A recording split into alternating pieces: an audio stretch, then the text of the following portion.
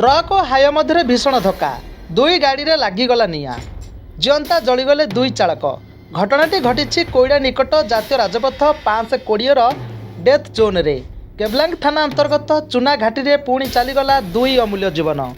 गतकाली राति प्राय 1:30 समय कोईडा खणी मंडल एक हाइवा गाड़ी चुना घाटी डाउन रे जाउथुबा बेले कुंदुरुपाणी छक निकट में हठात ब्रेक फेल हो जाइथिला।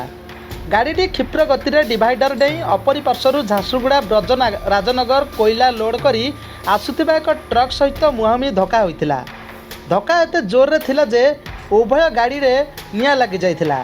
केबलांग पुलिस खबर पाई कोईडा अग्निशम बाहिनीर सहायता निया को आयत्त करथिला। पर कटर साहाय्य उभय चालकों को उद्धार करथिले। दुर्घटना जोगु उभय पटे गाड़ी मानक लंबा लाइन लगिथिला।